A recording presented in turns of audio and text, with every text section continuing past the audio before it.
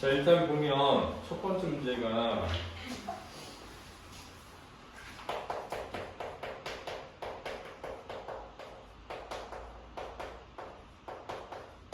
품사의 통용 문제야, 이게. 그렇지. 그러니까 동일하게 생긴 형태인데 품사가 다른 건 찾기거든. 첫 번째가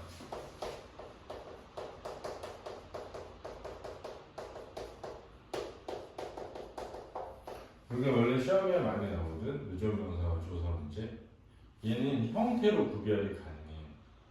왜 형태로 구별이 가능하냐면 의존명사는 체언인데 체언에 명사가 있잖아. 요 앞에 이렇게 띄었어야 되고 여기에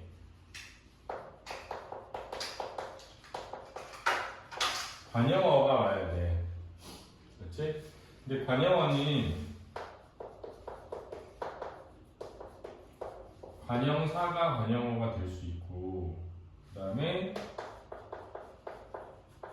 체연의 관형격 조사 의가 붙을 수도 있어. 그렇지? 그 다음에 용언의 어간의 관형사형 변성이 던, 니은, 은, 는, 을, 을이 붙을 수 있거든. 요 세 개가 관형어가 될 수 있는 종류야. 그치? 얘가 반드시 있어야 돼. 그 다음에 요 뒤에는 조사가 붙을 수 있어요. 이렇게 돼 있을 수 있거든. 는 붙여 쓰는 거고. 그럼 이제 조사는 체연의 뒤에 이렇게 붙여서 쓴단 말이야. 그러니까 어떻게 판단하는 거냐면 앞에 띄어 써 있고 관형어가 있는지 그러면 얘가 의존명사인 거지. 앞에 체연이 있는지 그러면 조사인 거지. 그지? 그런데 언니가 한 만큼을 해라 이렇게 돼 있거든.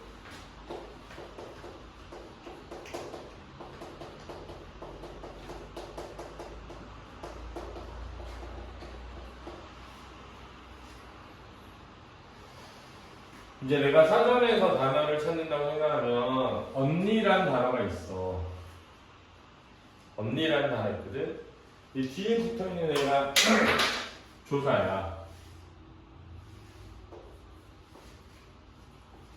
그 다음에 뭐를 하다라는 말 있어. 하다 이렇게. 하다. 그럼 다 앞에를 자르면 하에 니은이 붙었잖니? 이거야. 그러니까 얘는 관형어지. 그러면 지금 이제 만큼의 은이 보조사니까 이렇게 꾸미니까 얘네 의존명사지.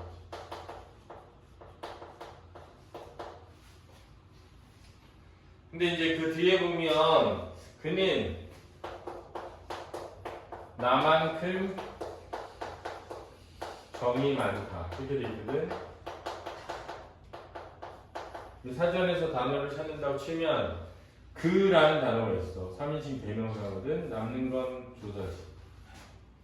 나라는 단어가 있어. 1인칭 대명사거든. 만큼은 조사지. 그러니까 얘는 조사야.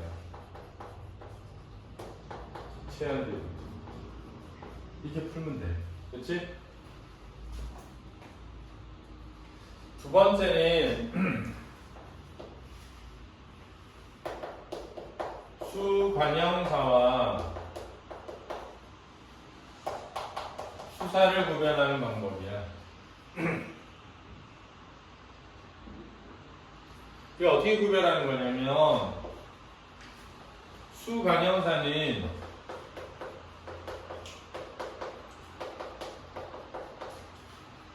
반드시 띄어쓰고 뒤에 체연이 와야 돼. 그렇지? 왜냐면 관형사에는 아무것도 붙을 수가 없어. 그래서 앞뒤로 떨어져 있고 채연이 뒤에 오면 돼. 그래서 얘가 얘를 꾸미는 거거든. 근데 수사는 채연이야. 채연에는 명사, 대명사, 수사가 있거든. 채연은 뒤에 조사가 붙을 수 있잖아. 이렇게. 이제 요걸로 푸는 거거든. 그래서 이 문제 오늘 5 학생이 지각했다 할 때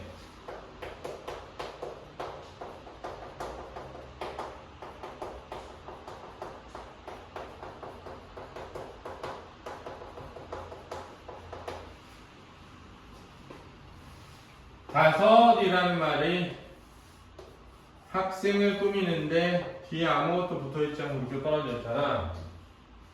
그럼 얘는 수관형사야.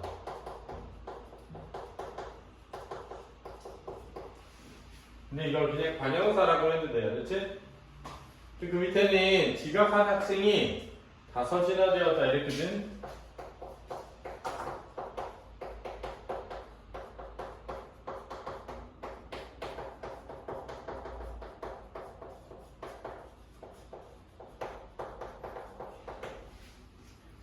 그럼 5이나 이렇게 돼 있거든.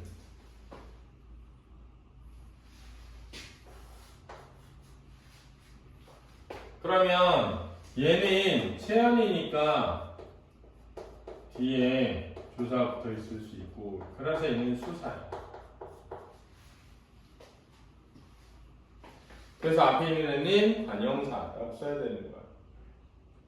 됐지? 그 다음 3번은 지금 형용사와 동사를 구별하는 건데, 이 형용사나 동사는 둘 다 용언이기 때문에 어간과 어미로 이렇게 나뉘어. 둘 다 공통적으로.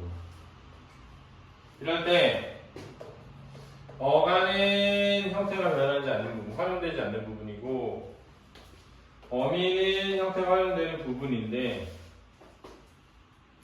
요 중간에 서너 말 어미 진행을 나타내는 니은이나 또는 는이 넣을 수 있으면 동사가 되는 거야. 따라서 딱 보면 늙는다라는 말은 늙다의 정보야.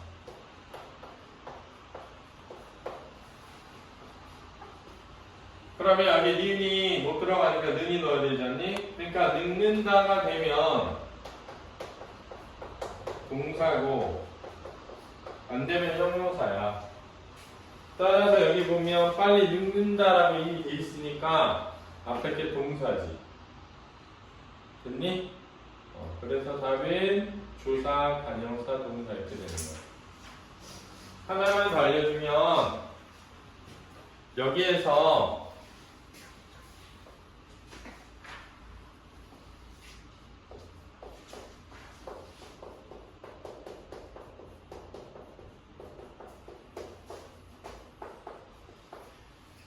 의존명사와 어미를 구별하는 문제가 나올 수 있어. 근데 이게 제일 어려워. 실제 나오게 되면은 어려운 것 중에 하나야, 이게. 그렇지? 근데 어떻게 구별하는 거냐면,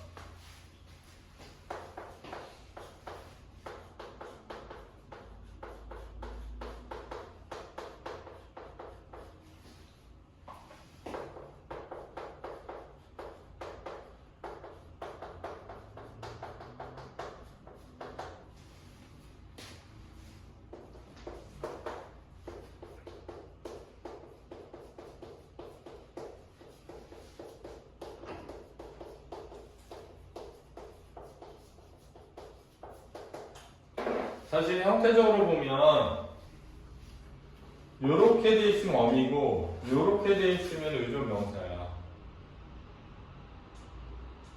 그렇지? 똑같이 가는데 라고 보이지만 붙어 있으면 이렇게 가다에 는데 뭐뭐 하는데 이런 뜻이고, 여기는 가다에 는이 붙고 대가가 된 거야. 그러니까 형태적으로 보면 구별이 쉬워. 근데 이걸 만약에 띄어쓰기 문제로 내잖아. 그럼 어려워져. 그렇지? 됐니? 근데 이거를 만약에 띄어쓰기 문제로 나오면 여기 되는 곳이야. 곳. 장소를 나타내. 그래서 곳 또는 뭐뭐 하는 것 또는 기간의 의미인지를 살펴서 문제를 해결해야 돼. 예를 들어서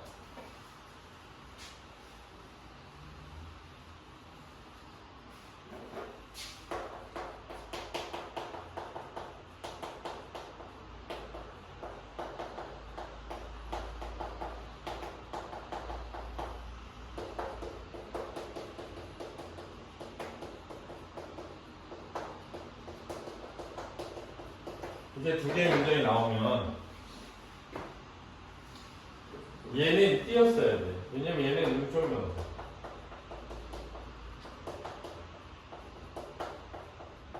기간을 나타내. 그렇지?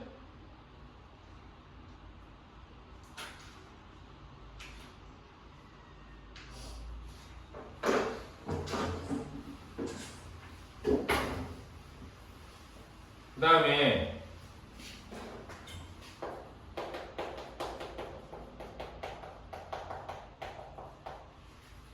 수사와 명사를 구별하는 문제가 나올 수도 있어.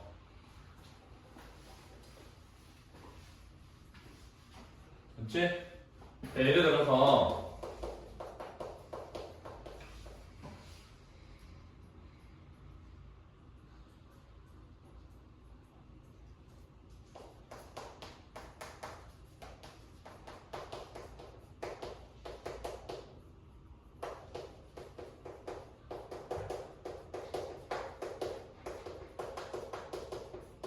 이렇게 되면 얘는 명사야.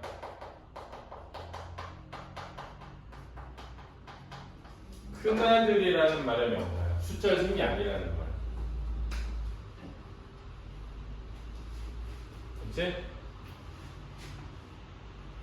듣니?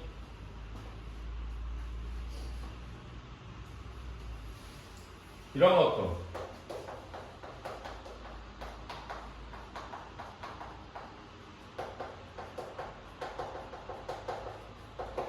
얘도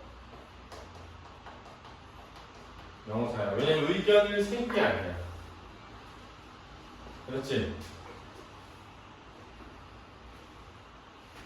그래서 개인적으로 선생님은 요거 첫째, 둘째, 셋째 하나, 둘, 셋을 사전에 찾아보면 수사 말고 명사의 뜻이 설명되어 있는 게 있거든? 그거를 한 번쯤 봐주면 좋아.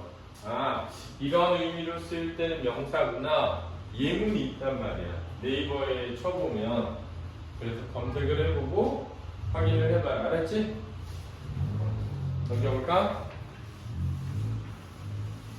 자, 두 번째 문제는 어렵지가 않았을 거라고 생각을 해. 알았지? 두 번째 문제는 1번이 정상과학이야. 정상과학. 이거는 우리 다른 논술에서도 많이 나왔어. 누구지? 아마 알 것 같고 2번은 통합 불가능성이야. 이거는 그 질문 있니? 혹시? 어렵지 않지? 읽어보면 금방 답이 나와. 이게 이렇게 나오면 쉬울 것 같아. 이거 넘겨서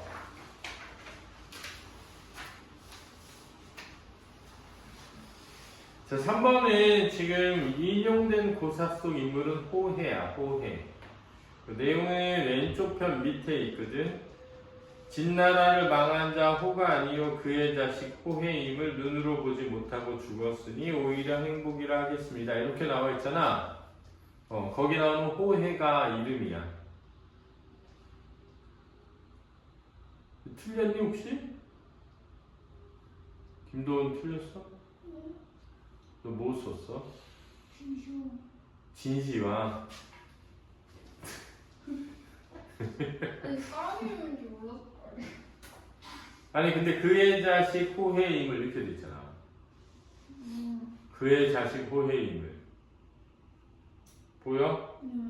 그러니까 이게 진나라를 망할 자 호가 호오랑캐라는 예언을 듣고서 변방을 막으려고 만리장성을 쌌던 진시황. 그는 진나라를 망한 자가 호오랑캐가 아니요 그의 자식 호해임을 눈으로 보지 못하고 죽었으니. 그러니까 지금 이 손자 종합과 같은 걸 찾는 거잖니. 그러니까 윤지원 영감과 같은 게 진시황이고, 알았어?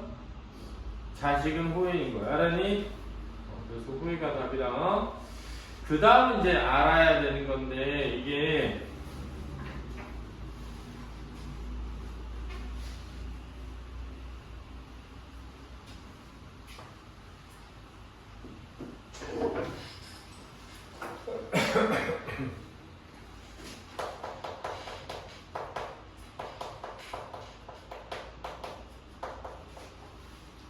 이 표현 방법에 풍자라는 게 있어. 풍자. 풍자는 비판과 웃음이 결합되어 있는 것을 우리가 풍자라고 합니다. 그렇지? 이 풍자와 같이 알아야 되는 게 해악이야, 해악. 해악은 웃음만 있는 건데 주로 연민의 웃음이 들어있는 걸 해악이라고 하는 거야. 연민은 불쌍하게 여겨지는 거야.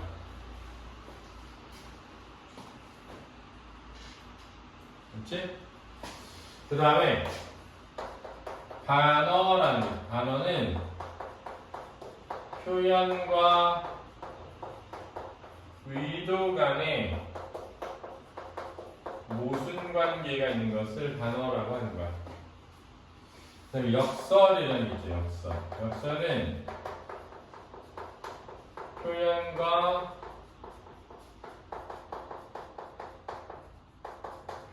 간에 모순이 있는 것을 역설이라고 한다. 그렇지?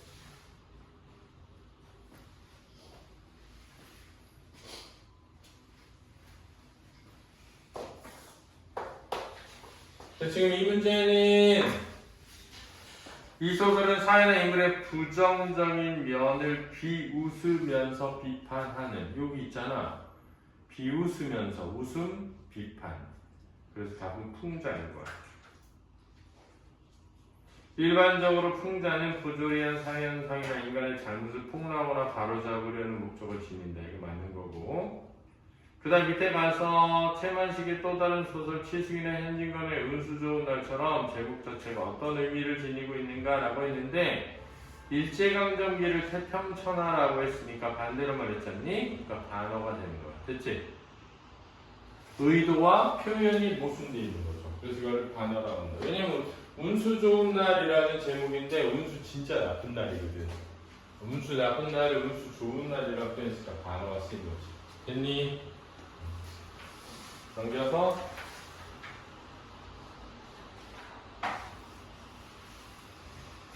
지금 이 문제는 풀 때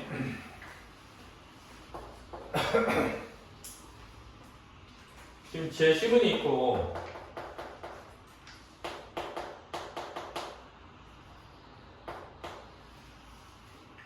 그 다음에 상황 1, 상황 2, 이거 표 이렇게 돼 있거든. 그지? 근데 얘를 보기 전에 얘를 먼저 봐야 돼. 문제를 먼저 보는 거야 항상. 약식 논술은. 근데 보니까 이 상황 1과 상황 2에 대한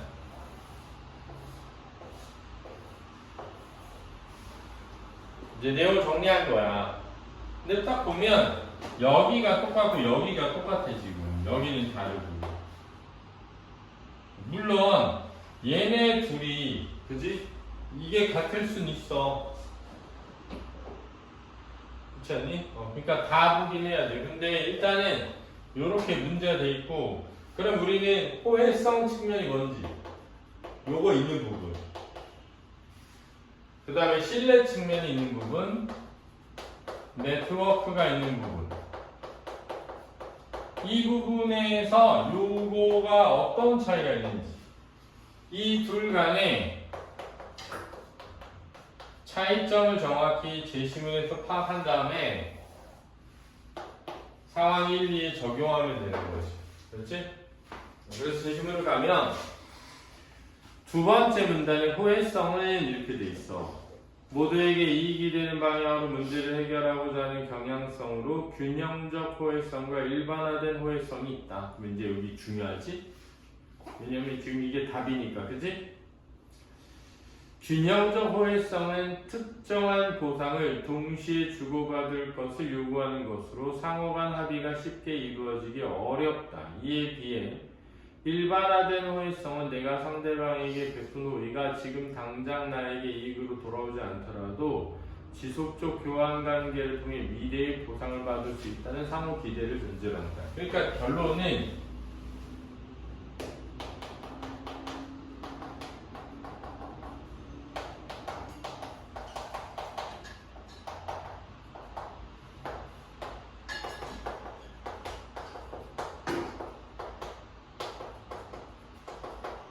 요렇게야.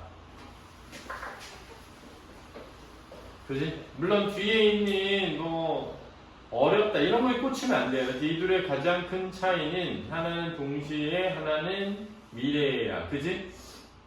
근데 1번 상황 1을 보니까 오래전부터 땡땡 마을 사람들은 김장을 집집마다 돌아가면서 공동적으로 해결하는 관습을 따르고 있다. 그해 김장 관련 물품을 구매하기 위해 마을 사람들은 회관에 모여 협의를 하고 구매처와 구매 비용 등을 논의한다. 김장을 할 때면 집집마다 담그는 새로운 김치향이 다르기 때문에 작업에 걸리는 시간은 다를 수 있지만 어느 집이든 일이 끝나면 새로 담은 김치로 다 같이 저녁 식사를 한다. 니네 무슨 생각을 했냐면 이게 동시야 미래야? 미래지. 왜냐면 우리 집 김장 안 담그고 남의 집 김장 담그러 가는 거잖아. 다음에 우리 집 김장 담그러 올 때 내가 도와주겠지 하고 가는 거잖아. 이해했어?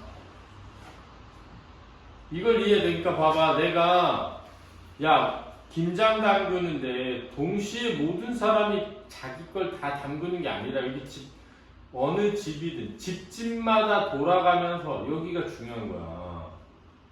다 같이 모여서 김장을 하는 게 아니야. 집집마다 돌아가면서 공동으로 해결하는 거잖아. 그러니까 오늘은 도훈이네 집에서 도훈이네 거 하고 내일은 세윤이네 집에 가서 세윤이네 거 하고 하는 거야. 그러니까 나중에 우리 집에 와서 사람들이 해줄 거 아니니? 그러니까 내가 가가지고 해주는 거야. 이해돼? 이해가 안 돼? 근데 그 밑에는 일당을 받고 하는 거니까 바로 동시에 하는 거지. 하나는 돈을 받고 하나는 일을 하는 거잖아.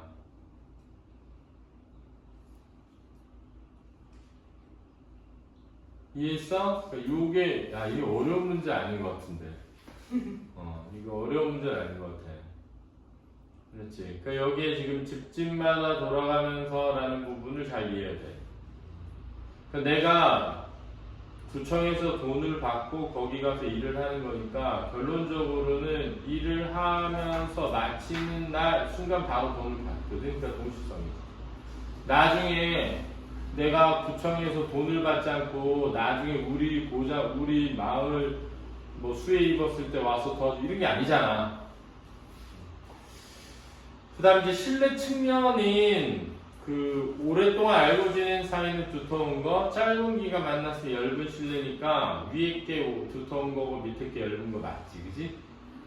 네트워크 측면에 지금 수평적과 뭐가 있어? 수직적이 있는데 수평적인 동등한 권력으로 연결되는 거고 수직적인 공적인 일이나 정치인이 하는 거야, 그지? 그러니까 지금 구청에서 하는 게 공적인 거니까 상황 2가 수평적이 아니라 뭐가 돼야 돼? 수직적이 돼야 되는 거지. 그러니까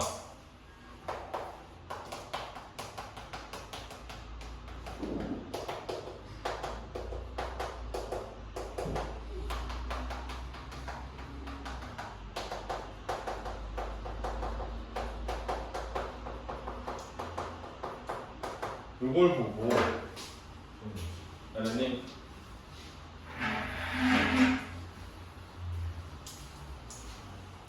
야 지금 우리